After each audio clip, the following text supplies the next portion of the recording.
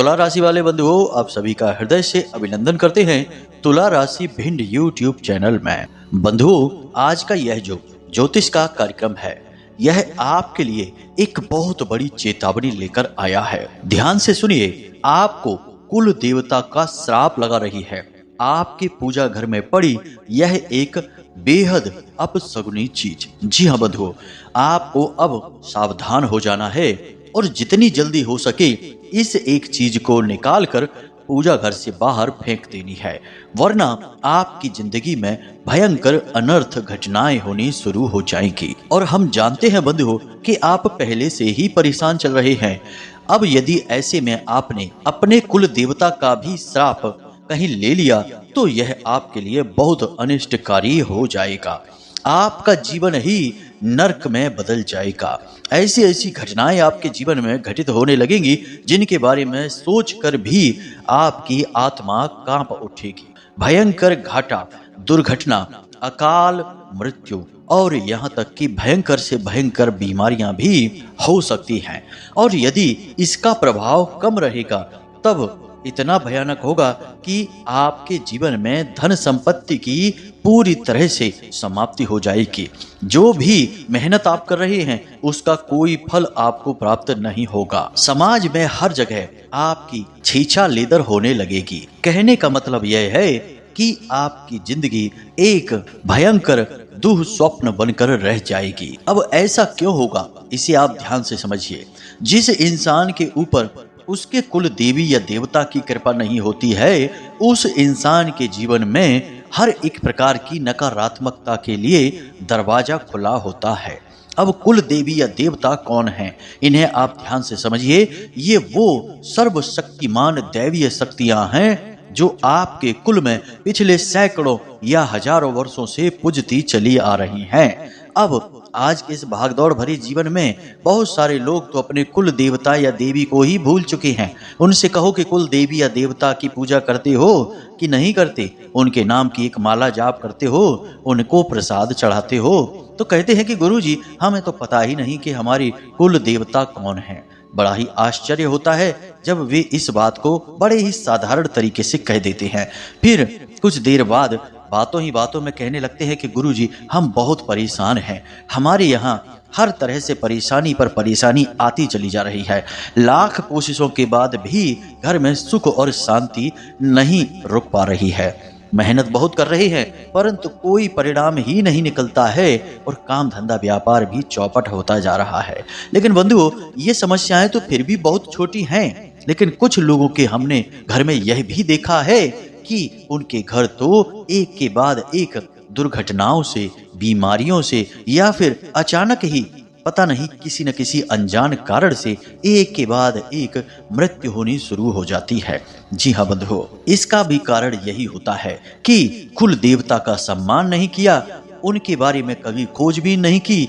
यदि भूल भी गए हैं तो पता लगाने के लिए कोई कोशिश ही नहीं की और ना ही उनका पूजन हो रहा है। अब आप खुद ही सोचिए कि जिन्हें लंबे समय तक पूजा गया हो, अचानक से उनकी पूजा पाठ बंद हो जाए तो क्या उनकी कृपा आपके ऊपर रहेगी?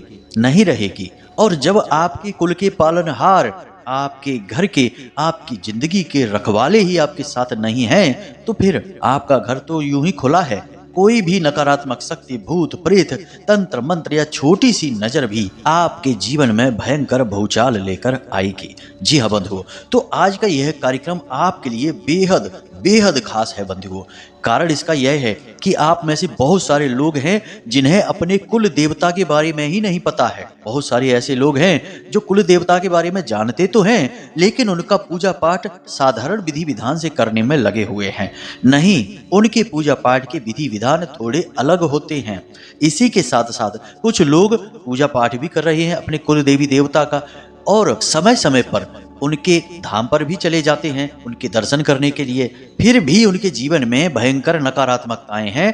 इसका कारण यह है कि आपने खुद अपने कुल देवी या देवता को घर से बाहर कर दिया है, क्योंकि आपके घर में कुछ न कुछ ऐसी भयंकर नकारात्मक चीजें पड़ी हुई हैं जिनके रहते आपके कुल देवता आपके घर में रुक नहीं सकते हैं। जी हाँ बंधुओं, एक बात याद रखना, आपको हम बता दें कि इस संसार में अंधेरा लाने के लिए मेहनत नहीं करनी पड़ती, मेहनत करनी पड़ती है प्रकाश को लाने के लिए। ठीक इसी प्रकार नकारात्मक ऊर्जाओं को लाने के लिए और जगह पर ठहराने के लिए कोई मेहनत नहीं करनी पड़ती है, मेहनत करनी पड़ती है दिव्य सकारात्मक ऊर्जाओं को एक जगह पर लाने के लिए और रोक कर रखने के लिए। तो अब हम ना केवल आपको उस एक चीज के विषय में बताएंगे जिसे आपको आज इसी वक्त तुरंत अपने पूजा घर से निकाल कर फेंक देना है, बल्कि आपको कुछ और ऐसी चीजें भी बताएंगे जिनके आपके घर में रहते आपके कुल देवी या देवता या किसी भी प्रकार की दिव्य शक्ति आपके घर में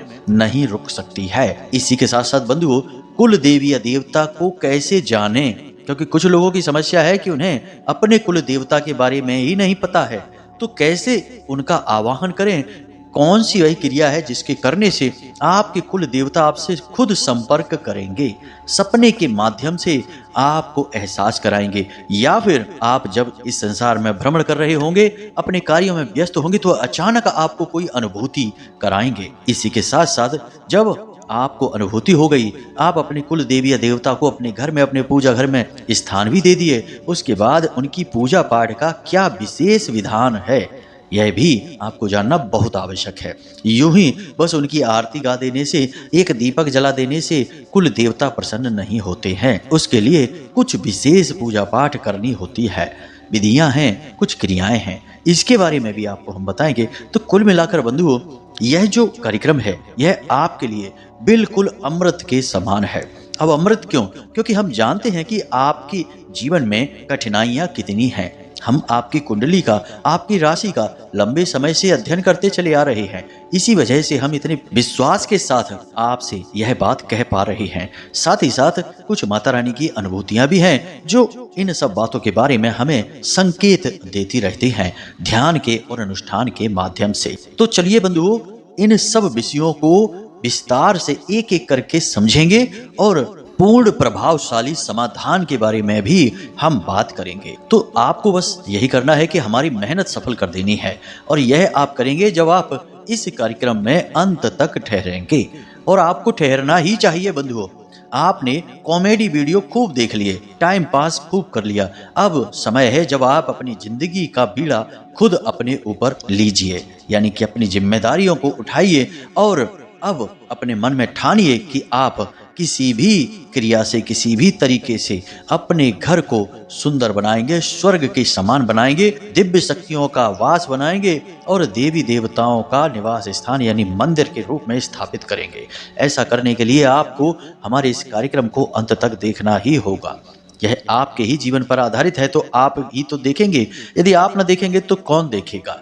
उम्मीद करते हैं बंधु आप हमारी भावनाओं को भी समझ रहे हैं और हमने जो मेहनत की है उसका सम्मान भी कर रहे हैं। तो अब आप अंत तक अवश्य ठहरेंगे। तो चलिए बंधुओं, इस विशिष्ट अमृतमयी ज्ञान धारा की शुरुआत करें। उससे पहले हम आपसे बस यही करबद्ध निवेदन करना चाहेंगे कि आप माता रानी को आभार अवश्य व्यक्त करें, क्योंकि जगत माई महामाई माँ भद्रकाली की कृपा के बिना तो इस संसार में एक पत्ता भी नहीं हिल सकता है, फिर हमारी और आपकी तो हैसियत ही क्या है। तो चलिए जल्दी से कमेंट बॉक्स में लिखिए, जय माँ भद्रकाली कृपा करो। एक बार नहीं 3 बार लिखना। महामाई बड़ी ही दयालु हैं, उनकी नजर आपके ऊपर आ चुकी है, अब आपके जीवन से सारे कष्ट जाने वाले हैं, हमें पूर्ण विश्वास है। तो चलिए बंधुओं, अब कार्यक्रम में आगे बढ़ते हैं। अब ध्यान से सुनिए बंधुओं, कुल देवता या कुल देवी कौन है यह तो आप अच्छी तरह से जानते ही हैं। हमने भी आपको इसके विषय में शुरुआत में ही कुछ ज्ञान दे दिया है। अब बताते हैं कि कुल देवता की यदि आपके ऊपर कृपा है तो आपका जीवन कैसा होगा। जरा छोटी सी एक झलक लीजिए, फिर आगे बढ़ेंगे। यदि कुल देवता की आपके ऊपर पूरी कृपा है तो सबसे पहले आपका कोई भी काम कभी अटकेगा नहीं, आपके शत्रु आपका बाल भी बांका नहीं कर पाएंगे और घर के सभी सदस्य साथ में बैठकर भोजन करेंगे, एक दूसरे की तकलीफों को समझेंगे। कई बार तो ऐसा होगा कि आप किसी तकलीफ में हैं और आपके बिना कहे ही आपका भाई, आपके पिता या फिर आपका जीवन साथी आपकी दिल की बात को समझ जाएगा। कहने का मतलब कि अद्भुत प्रेम आपके घर में रहेगा। और इन सब से कहीं बढ़कर सभी लोग बेहद मेहनती, ईमानदार और सद्बुद्धि परिपूर्ण रहेंगे। जो भी कार्य करेंगे अच्छा ही होगा और कार्य का नतीजा भी अच्छा ही आएगा। कम मेहनत में बहुत अधिक सफलताएं प्राप्त होनी शुरू हो जाएंगी। और इन सब से कहीं बढ़कर कि कोई नकारात्मक व्यक्ति आपके घर में आ ही नहीं सकता है। यानी कि आप खुद ही समझते हैं कि जो लोग शराब पीते हैं, मांस वगैरह खाते हैं, यानी गलत भोजन लेते हैं या फिर गलत संगतों में रहते हैं, उल्टे सीधे कृत्य करते हैं, ऐसे लोग आपके घर में कभी आ ही नहीं सकते हैं।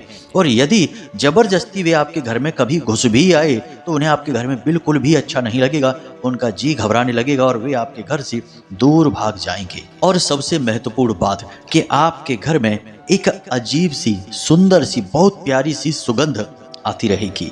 हर जगह, हर कमरे में ऐसा लगेगा जैसे कि थोड़ा सा हल्का सा किसी ने इत्र छिड़क रखा है, ऐसी सुगंध आएगी। वैसे तो बहुत सारे संकेत हैं, लेकिन खुशहाली सबसे बड़ा संकेत है कुल देवता की कृपा का।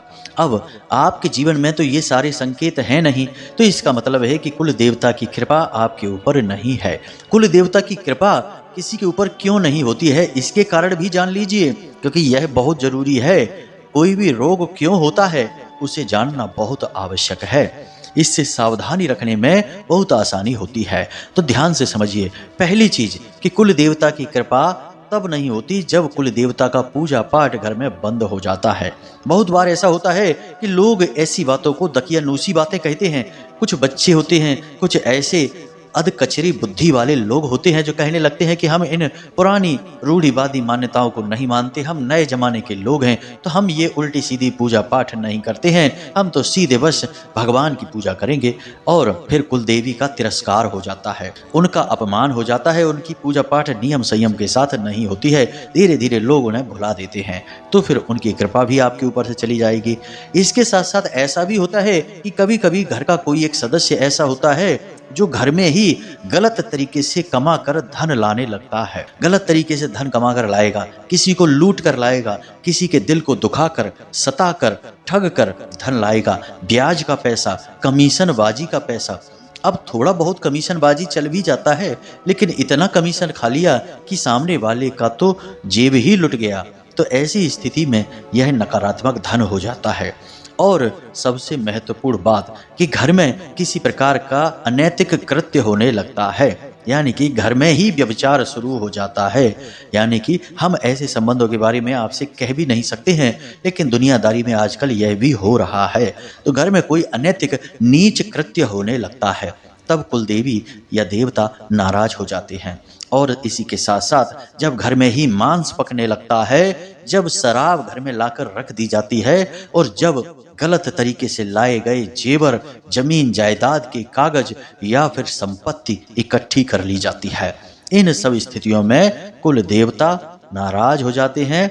अब देवता कहें या देवी कहें, एक ही बात है, उनकी कृपा आपके ऊपर से हट जाती है। जी हाँ बंधुओं, तो यहाँ तक आपने जान लिया कि कुल देवी या देवता नाराज क्यों हो जाते हैं। अब एक महत्वपूर्ण प्रश्न जो आपके मन में भी उठ रहा है, उसका जवाब देना अनिवार्य है कि क्या कुल देवता नाराज हो जाते हैं, उसके बाद फिर कभी प्रसन्न नहीं होते हैं? एक बार उनकी कृपा जब आपके घर से और आपके ऊपर से हट जाती है तो वह कभी वापस नहीं आ सकती, यानी कि क्या उन्हें पुनः प्रसन्न नहीं किया जा सकता है? तो इसका जवाब है कि अवश्य ही उन्हें प्रसन्न किया जा सकता है। और सबसे बड़ी बात हम आपको बता दें कि कुल देवता आपसे नाराज नहीं होते हैं, आप पर अपना क्रोध नहीं बरसाते हैं, वे बस आपके घर को छोड़कर चले जाते हैं। देवी या देवता कभी किसी को कष्ट नहीं पहुंचाते बंधुओं। अब बस यदि उनका अपमान होगा या जगह उनके रहने के लायक नहीं रहेगी तो वे उस स्थान को छोड़कर चले जाते हैं। और जब देवी देवता उस स्थान को छोड़कर जाएंगे तो वह जगह खाली हो जाएगी, और खाली जगह में तो कोई ना कोई आ ही जाता है। कहा भी जाता है कि खाली दिमाग शैतान का घर होता है। तो हम तो खाली जगह की बात कर रहे हैं। जब दिमाग में शैतान आ सकता है तो फिर जब आपके घर में दिव्य शक्तियों की जगह खाली हो जाएगी तो फिर भूत प्रेत क्यों नहीं आएंगे। तो फिर जो आपके घर में भयंकर नकारात्मक भूचाल आता है वह उन नकारात्मक शक्तियों यानी भूत प्रेत और तंत्र मंत्र की वजह से आता है। अब आप समझे यहाँ पर सारी बातें। तो अब यदि आप थोड़ा प्रयास करें, सही वैदिक पद्धति से प्रयास करें तो आपके कुल देवी या देवता पुनः आपके घर में आ जाएंगे और स्थापित हो जाएंगे। और जैसे ही वे आपके घर में आएंगे तो फिर से वह जो जगह है जो नकारात्मक शक्तियों ने भर दी थी वह जगह खाली हो जाएगी और उस जगह में दिव्य शक्तियां अपना स्थान ग्रहण कर लेंगी। लेकिन इसके लिए आपको अपने घर को पहले शुद्ध भी करना होगा। सीधी सी बात है कि किसी एक चीज को यदि आप कहीं रखना चाहते हैं तो पहले वहां पर जो रखी हुई चीज है उसे वहां से हटाना पड़ेगा। ये सारे नियम बहुत ही व्यवहारिक हैं। हम आपको बिल्कुल सरल भाषा में चीजें समझाते हैं। यदि हम वैदिक प्रमाणों के साथ और पौराणिक उल्लेखों को लेकर चलें तो बात बहुत ही क्लिष्ट हो जाएगी। और हमारे श्रीमद् भागवतम में भी ऐसा एक उल्लेख मिलता है कि वेदों की और पुराणों की भाषा को सीधे तौर पर समझ पाना इतना आसान नहीं है। इसके लिए वेदज्ञ होना पड़ता है। परोक्षवादः वेदोयम, यानी कि वेदों की भाषा परोक्षवादी भी हो जाती है, यानी कहा कुछ और जा रहा है और इसका मतलब कुछ और होता है। तो इस वजह से हम आपको हर बात आज के समय के उदाहरणों के साथ समझाते हैं ताकि आपको चीजें सरलता से समझ में आए। एक गुरु का काम होता है मार्ग दिखाना, लेकिन केवल मार्ग दिखाना नहीं, एक सरल मार्ग दिखाना। क्योंकि जो गुरु का मार्ग है वही तो बहुत कठिन होगा, शिष्य उस पर कैसे चल लेगा। तो उसे शिष्य के अनुकूल मार्ग को सरल बनाना पड़ता है। यही हमारी कोशिश रहती है। तो अब यहाँ तक आप समझ चुके हैं कि कुल देवी या देवता को कैसे बुलाया जाए यदि वे रूठ चुके हैं या घर छोड़कर जा चुके हैं। और सबसे महत्वपूर्ण बात कि कुछ लोग यहाँ पर फिर से यही सोच रहे होंगे कि गुरुजी हम तो अपने कुल देवी या देवता के बारे में जानते ही नहीं हैं, तो अब हम क्या करें। तो उनके लिए भी समाधान है, बस आप वीडियो को अंत तक देखें। तो ध्यान से सुने। सबसे पहले जिन लोगों को अपने कुल देवी या देवता के बारे में ही पता नहीं है कि भैया कौन है हमारे कुल देवता, तो उनके लिए दो तरीके के समाधान बनते हैं। एक तो यह कि आप लोग मेहनत करिए, अपने घर के बड़े बुजुर्गों के साथ अपने परिवार की पुरानी पुश्तैनी जमीन के पास जाइए और वहाँ पर आसपास जो आपके परिवार के पुराने जमाने के जो लोग रह रहे हैं उनसे जाकर चर्चा करिए, बड़े बुजुर्गों से चर्चा करिए और बात करिए। अगर उन्हें पता है तो वे आपको बता देंगे, और यदि नहीं पता है तो फिर इसका दूसरा समाधान है जिसमें कि आपके कुल देवता या देवी खुद आपके सपने में आकर या फिर आपको अनुभूतियों के माध्यम से अपने बारे में बताएंगे। अगर पहला उपाय आपका असफल हो जाता है तो फिर आपको यह दूसरा उपाय करना होगा जिसे हम आगे वीडियो के अंत में बताएंगे। अब हम यहाँ पर आपको बताते हैं कि कुल देवता आपके घर से यदि नाराज हो चुके हैं, जा चुके हैं, यानी अपना स्थान छोड़कर जा चुके हैं, तो उन्हें वापस कैसे बुलाया जाए। अब यहाँ पर एक प्रश्न यह भी उठता है, कुछ लोग सोच रहे होंगे कि गुरुजी आपने तो कहा था कि पूजा घर में पड़ी हुई यह एक अपशगुनी चीज इसे, और आप अभी उसके बारे में तो कुछ बता ही नहीं रहे हैं। तो ध्यान से सुनिए, हम उसके विषय में भी आपको बता देते हैं। वैसे तो हमने आपको इसके विषय में बहुत सारी चीजें पहले ही अभी बता ही दी हैं, लेकिन एक खास चीज है जो आपके पूजा घर में है और उसकी वजह से आपके कुल देवता नाराज होकर आपके घर को छोड़कर जा चुके हैं। वह चीज क्या है तो ध्यान से सुनिए। वह चीज है निर्माल्य। जी हाँ बंधु, निर्माल्य क्या होता है अब आप खुद ही समझिए कि मानकर चलिए कि आपने एक जोड़ी कपड़े पहने हैं और उन्हीं कपड़ों को आपने शाम के समय उतार कर बगल में कहीं रख दिया और दूसरे कपड़े पहन लिए अगले दिन। फिर उसके बाद अगले दिन आपने फिर से दूसरे कपड़े उतार कर बगल में कहीं रख दिए अपने ही कमरे में और तीसरे कपड़े पहन लिए। इस प्रकार आपने 8-10 जोड़ी कपड़े बदल लिए, लेकिन पुराने कपड़ों का ढेर आपके कमरे में लगा हुआ है। और जब वह ढेर लगा हुआ है तो सीधी सी बात है कि उसमें कीड़े मकोड़े भी पनपेंगे और वे पसीने से तरबतर या गंदे मैले कुचैले कपड़े हैं तो उनमें गंदगी भी पनपेगी और वहां से धीरे धीरे बदबूएं भी आनी शुरू हो जाएंगी। कहने का मतलब यह है कि वे हैं तो आपके ही कपड़े, आपके ही प्रयोग किए हुए, लेकिन लंबे समय तक यदि वहीं पड़े रहेंगे तो फिर वे आपके पहनने तो दूर आपके छूने के योग्य भी नहीं बचेंगे। यही है निर्माल्य। इसी प्रकार देवी देवताओं का भी निर्माल्य होता है। अब देवी देवताओं का निर्माल्य निर्माल्य क्या है? आपने भगवान को बड़े प्रेम से पुष्प चढ़ाए हैं और पुष्प आपने चढ़ने के बाद पहले तो आपने 1-2 दिन तक पुष्प भगवान की अलमारी में ही पड़े छोड़ दिए। उसके बाद आपने उन्हें उठाकर पूजा घर में ही एक बड़ी कटोरी में या एक बड़ी सी टोकरी में या फिर एक डस्टबिन में रख दिए और आपने सोचा कि अब 5-6 दिन के पुष्प इकट्ठे हो जाएं, उसके बाद इन्हें कहीं व्यवस्थित तौर पर रखेंगे या कुछ इनका इंतजाम करेंगे, तब तक वे पूजा घर में ही पड़े हैं। इसी प्रकार अगरबत्ती से निकलने वाला जो पैकेट है वो भी आपने उसी में डाल दिया। इसी प्रकार जो बत्ती आपने जलाई हैं उनमें बची हुई जो बातियां हैं, यानी कि जो रुई की बाती हैं बची हुई जो जल नहीं पाई हैं, उन्हें भी आपने उसी में डाल दिया। तो अब यह जो कचरे का ढेर बन रहा है यह बेशक भगवान से ही जुड़ा हुआ है, उन्हीं पर अर्पित की गई सामग्री है, लेकिन अब यह उनका निर्माल्य है। तो अब यदि आपके पूजा घर में भी ऐसा निर्माल्य इकट्ठा है तो इसे आप तुरंत उठाकर बाहर कर दीजिए, फेंकिए मत। इसका भी इंतजाम है, हम अभी बताते हैं आपको कि क्या करना है, लेकिन इसे अपने पूजा घर में रखा मत छोड़िए। यह बेहद विनाशकारी है, क्योंकि जैसे जैसे यह पुराना होता जाता है यह नकारात्मक ऊर्जा को उत्सर्जित करना शुरू कर देता है और भूतों प्रेतों को आकर्षित करने लगता है। अब भगवान के मंदिर में भी भूत प्रेत आ सकते हैं, क्योंकि भूत प्रेत भी भगवान के ही हैं। आपने देखा है ना कि भोले बाबा के साथ, यानी कि जो देवों के देव महादेव हैं, उनके साथ हर एक ऊर्जा रहती है, भूतों की, राक्षसों की, देवताओं की। तो फिर आप यह मत समझना कि जो भूत प्रेत हैं वो भगवान के दुश्मन हैं, भगवान उनको देखते ही मार डालते हैं। नहीं, ऐसा कुछ भी नहीं है। आप समझिए कि यह सब भगवान की शरण में पलने वाले हैं, हम भी, आप भी, देवी देवता भी और भूत प्रेत भी। तो अब आपको उस निर्माल्य को अपने पूजा घर से उठाकर या तो किसी पौधे की जड़ के नीचे यानी कि मिट्टी में दबा दें, जो पवित्र पौधा है उसकी मिट्टी में दबा दें, या फिर एक थैली में भरकर उसे जल विसर्जित कर दें। यह है निर्माल्य को हटाने का सही तरीका।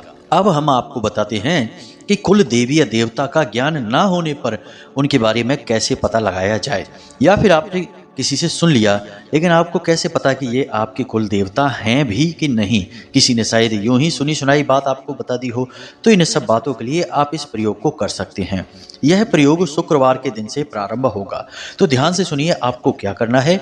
आपको एक सिक्का चाहिए चांदी का, एक सुपारी चाहिए, एक लौंग का जोड़ा चाहिए, एक इलायची चाहिए, थोड़ी सी हल्दी और थोड़ी सी रोली चाहिए जिसे हम लाल सिंदूर कहते हैं, और थोड़ा सा कलावा चाहिए। इसी के साथ साथ पान का एक पत्ता भी चाहिए। अब आपको यह सारी सामग्री एकत्रित करके शुक्रवार के दिन ही अपने पास रख लेनी है, यानी अपने पूजा घर में रख देनी है। इसके बाद आपको यह प्रयोग प्रारंभ करना होगा। अब आपको यह प्रयोग रात्रि के 9 बजे के आसपास करना है। जी हाँ बंधु, तो ध्यान से सुनिए आपको क्या करना है। सबसे पहले तो आपको एक कलश स्थापित करना होगा अपने कुल देवी या देवता के नाम से। तो कलश स्थापन करने के लिए साधारण सा एक कलश लीजिए, कोई भी कलश हो सकता है, पीतल का कोई लोटा हो सकता है या मिट्टी का कोई कलश हो सकता है। उस कलश में जल भरिए और उसके ऊपर अन्न का एक कटोरा रखिए और उसके ऊपर एक नारियल रखिए। कलश के मुख पर 7 बार एक धागे को लपेटिए, धागा यानी कि कलावा को। उसी के साथ साथ नारियल के ऊपर भी 7 बार कलावे को लपेटिए और उस अन्न के ऊपर उस नारियल को रख दीजिए और उस नारियल के ऊपर एक स्वास्तिक बना दीजिए। यह आपके कुल देवी या देवता के नाम से स्थापित हो चुका है। और जब आप यह कार्य कर रहे हो तो मन में इस मंत्र का उच्चारण करते रहें, ओम कुल देवताभ्यो नमः, ओम कुल देवताभ्यो नमः। इस मंत्र का उच्चारण करते रहें और मन में यह भाव रखें कि आपके कुल देवी या देवता जो भी कोई हैं वे आज से आपके घर में स्थापित हो जाएं, आप उनका स्वागत करते हैं। अब आपको क्या करना है कि एक चौकी बिछानी है और उस चौकी पर लाल रंग का कोरा कपड़ा रखना है। उसके बाद आपको एक पान का पत्ता रखना है, उसके ऊपर आपको एक सिक्का रखना है और सिक्के के ऊपर खड़ी करके एक सुपारी रखनी है और उस सुपारी के आसपास आप कलावे को लपेट देंगे। अब आपको क्या करना है, प्रसाद और पुष्प वगैरह तो आप रखेंगे ही, लाल रंग का पुष्प रखना है आपको। और अब आपको गाय के घी का एक दीपक जलाना है और थोड़ा सा जल समर्पित करना है उस सुपारी को और उसके ऊपर थोड़ी सी हल्दी लगाएंगे और थोड़ा सा लाल चंदन या फिर रोली लगाएंगे। उसके बाद आप उस सुपारी को एक इलायची और एक लौंग का जोड़ा समर्पित करेंगे और हाथ जोड़कर प्रार्थना करेंगे कि हे भगवान, हे कुल देवता या कुल देवी, हम आपके बारे में कुछ भी नहीं जानते हैं, लेकिन अब हम आपके स्वागत के लिए तैयार हैं और हम आपका विधिवत पूजन करना चाहते हैं। हम चाहते हैं कि आप हमें अपने होने का एहसास कराएं, चाहे सपने के माध्यम से, चाहे किसी भी प्रकार की अनुभूति या संकेत के माध्यम से आप अपने होने का हमें एहसास कराएं। इस प्रकार से आप आवाहन करें और उसके बाद आप रुद्राक्ष की माला से ओम कुल देवताभ्यो नमः इस मंत्र का एक माला जाप करें। याद रखें कि गाय के घी का जो दीपक आपने जलाया है वह कुछ देर तक जलना चाहिए, लगभग 1 या आधे घंटे तक तो जलना ही चाहिए। ये नहीं कि आपने जलाया और थोड़ी देर बाद ही बुझ गया, नहीं, ऐसा नहीं करना है। थोड़ी देर तक दीपक जलते रहना चाहिए जब तक कि आप जाप कर रहे हैं। उसके बाद जब आपका जाप पूर्ण हो जाए तो उसके बाद अपने आसन के नीचे, यानी जहां पर आप बैठे हैं उस आसन के नीचे थोड़ा सा जल छिड़कें और अपने कुल देवी या देवता से निवेदन करें कि हे प्रभु, हम आपके बारे में बिल्कुल अनभिज्ञ हैं, हमें आपकी कृपा की बहुत आवश्यकता है, आपके बिना हमारा जीवन अधूरा है, अपूर्ण है। अब हम आपके लिए कुछ करना चाहते हैं, आपकी पूजा करना चाहते हैं, आपकी साधना करना चाहते हैं। जो हमसे गलतियां हुई या हमारे परिवारजनों से गलतियां हुई उसके लिए हम आपसे क्षमा मांगते हैं। इसके बाद आप उन्हें दंडवत प्रणाम करने के बाद अपने बिस्तर पर आकर सो जाइए। अब आपको फोन नहीं चलाना है, किसी से गप्पे नहीं हाँकनी है, सीधे बस आकर अपने बिस्तर पर लेट जाना है। याद रखें कि इस क्रिया को करने से कम 2 घंटे पहले आप भोजन आदि समाप्त कर चुके हों, क्योंकि इसके बाद आप भोजन नहीं कर सकते हैं। तो स्नान के बाद ही यह क्रिया प्रारंभ करें। शुद्धता का विशेष ख्याल रखें। उसके बाद आप अपने बिस्तर पर जाकर सो जाएं और मन ही मन अपने कुल देवी या देवता से प्रार्थना करें कि आपको सपने के माध्यम से संकेत दें। आपको 2 या 3 दिन के अंदर ही देवी या देवता किसी न किसी प्रकार से संकेत इतना मजबूत देंगे सपने में कि आपको तुरंत पता लग जाएगा कि यही हैं आपके कुल देवी या देवता। यानी कि उनकी मूर्ति दिख सकती है, मंदिर दिख सकता है, या उनका कोई प्रतीक या सांकेतिक चिन्ह दिखाई दे सकता है। अब यह क्रिया आपको प्रतिदिन दोहरानी है। सिक्का और सुपारी तो वही रहेगी, परंतु पान का पत्ता और लौंग और इलायची बदलती रहेगी। 7 दिन तक आपको यह क्रिया करनी है। 7 दिन के अंदर अंदर 100% गारंटी के साथ आपको संकेत मिलेंगे। अब जब आप इस क्रिया को कर रहे हो तो थोड़ा सावधानी रखें, यानी झूठ बोले ना, बहुत मुश्किल से ही बोले, कम से कम बोले, किसी की हानि हो ऐसा झूठ ना बोलें। जुआ, शराब, वेश्यावृत्ति या किसी भी प्रकार का नकारात्मक कृत्य ना करें और जितना हो सके उतना हल्का भोजन खाएं। तीखा मसालेदार भोजन ना खाएं और गलत तरीके का भोजन भी, यानी कि बाहर का, बाजार का कोई फास्ट फूड वगैरह भी ना खाएं। जी हाँ बंधु, यदि आपका शरीर पूर्ण स्वस्थ होगा तभी दिव्य दैविक ऊर्जा का संचार आपके शरीर में होगा और आप संपर्क उनसे बना पाएंगे। बीमार शरीर के साथ कभी कोई दिव्य संपर्क स्थापित नहीं कर सकता है। अब जब आपको यह पता चल जाए कि आपके कुल देवी या देवता कौन हैं, तो उसके बाद उनके नाम से अपने घर में किसी प्रकार का कोई हवन अवश्य करें। अब विशेष पूजा पाठ की बात करें तो आपको कुल देवता या देवी के बारे में पता भी है, तब भी उनकी साधारण पूजा तो जो आप करते हैं सो करते रहिए, लेकिन कम से कम महीने में एक बार उनके नाम से हवन अवश्य कराइए। हवन की जो आहुतियां होती हैं वे किसी भी देवी या देवता की शक्ति का वर्धन करती हैं और देवताओं को बहुत अधिक प्रिय होती हैं। इसीलिए तो आपने देखा होगा कि पुराने जमाने में हमारे जो ऋषि मुनि हुआ करते थे वे हर बात में हवन यज्ञ जरूर करते थे, क्योंकि यह बहुत आवश्यक है और यह देवी देवताओं को बहुत अधिक प्रिय है। तो यही है विशेष पूजा पद्धति। महीने में एक बार कोई ऐसी छोटी मोटी पूजा ही सही रखवा लीजिए जिसमें कि देवी देवता के नाम से कम 108 आहुति हो जाए, बस वहीं से आपका काम हो जाएगा। तो यहाँ तक सारी बातें आपको समझ में आ गई होंगी। अब हम उम्मीद करते हैं कि आप इन बातों को समझेंगे और अपने जीवन में उतारेंगे और इनके परिणाम आपको जब महसूस होंगे तो आप इन्हें लगातार जीवन भर दोहराते रहेंगे और परिणाम आपको मिलेंगे ही, हमें पूर्ण विश्वास है। तो इसी के साथ साथ आज के इस कार्यक्रम को समाप्त करते हैं। अब यदि कोई प्रश्न आपके मन में उठे तो आप बेफिक्र होकर कमेंट करके पूछ लें या फिर व्हाट्सएप नंबर पर मैसेज करके भी पूछ लें। हमें जब समय मिलेगा तो हम आपके प्रश्नों के जवाब अवश्य देंगे ही। इसी के साथ साथ आज के इस विशेष कार्यक्रम को समाप्त करते हैं। हमेशा हंसते रहिए, मुस्कुराते रहिए, सकारात्मक रहिए और दिन में एक बार मंदिर अवश्य हो आइए, क्योंकि आपका उद्धार तो उन्हीं की कृपा से होना है। मिलते हैं अगले विशेष कार्यक्रम में, तब तक के लिए धन्यवाद। प्रेम से बोलिए जय माई की, जय मां भद्रकाली। माता रानी आपका कल्याण करें। धन्यवाद।